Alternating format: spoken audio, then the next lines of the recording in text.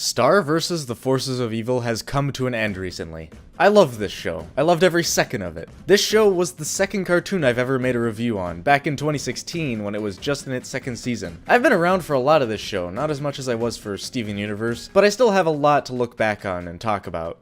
I started watching when Gravity Falls just ended, and I didn't think there were any more good Disney Channel original cartoons. Lo and behold, this show was really good. A lot of people said Season 1 wasn't very good, though. I know exactly what they mean, I see exactly what they're talking about, but I have to respectfully disagree. Of course, Season 1 was the worst season, but by no means do I think it was bad. Sure, Marco's friends being the least interesting side characters ever didn't help, but all the stories told in the first season were really good. And then Season 2 came along.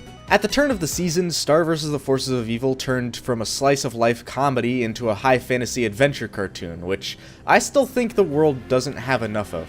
Steven Universe kind of filled that role, but the Townie episodes got in the way. The Townies are not interesting, and everyone knows it.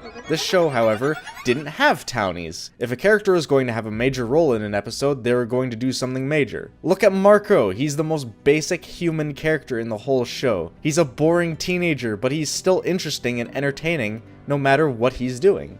Mid to late Season 2 is when the lore of the show started to really develop. Previously, magic was completely unexplained. All we knew is that you could use it with the wand. Anyone who got their hands on the wand could become an extremely powerful magic user. All of a sudden, we learned that magic can be used without a wand if you're experienced enough. You just have to dip down.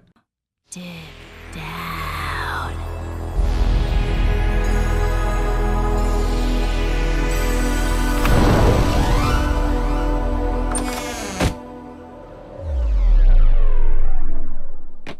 We learned that there's a dimension made entirely out of magic, which was mysterious up until the last episode where it got destroyed. Even after learning that you could destroy it, and learning that pudding, for whatever reason, would let you keep your memory while inside it, we still know absolutely nothing about its origin or how it works. I think the coolest piece of lore involving the magic dimension is that humans were actually humans that came through the magic while on Earth. As fun as the magic was in this series, there really wasn't any rules about how it worked. When you do magic in a fantasy world, you need rules. The best example I can give is in Avatar.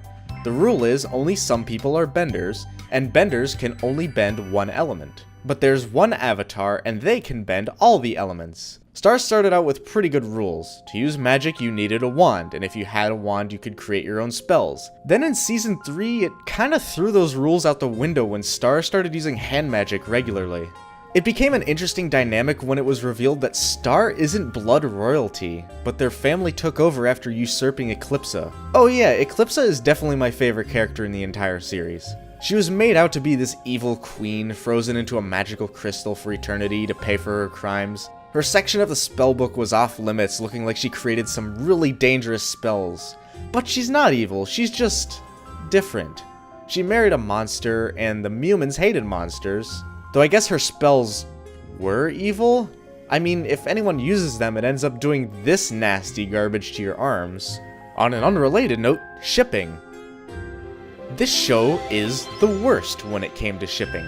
Everyone knew Star and Marco were gonna end up together in the end, but they kept teasing garbage with Tom, Jana, Jackie, Kelly. Some people even shipped Marco and Tom, like Jesus. You people will ship anything, won't you? I have nothing wrong for your ships being gay or whatever, but Marco and Tom? Really? I am disgusted beyond words. For real though, Jana and Tom actually would kind of make sense. I'm not a shipper, I swear. I said in my Miraculous Ladybug video that show is the only show I've ever shipped anything in. I came close with this show though. This show was kinda terrible with its relationships, so I could never pick a side because every relationship in the show was terrible.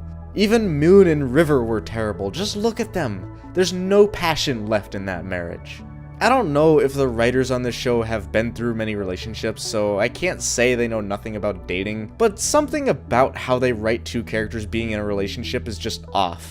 I don't know what it is, I can't put my finger on it. Maybe it's the fact that all of these characters are like 15 and relationships at that age aren't really real. Okay, enough relationship talk. This was a good show, one of my favorite shows this generation. I definitely enjoyed it more than Gravity Falls, which is definitely why I ended up sticking through to the end. The ending felt perfectly paced. They gave like half of the last season to wind up the plot to its climax and its conclusion. Compare it to the ending of Steven Universe or Gravity Falls, where the endings didn't really have enough time to build up, and the climaxes just ended up being a deus ex machina of some sort. The writing of Star was never perfect, but the ending probably couldn't have been done better.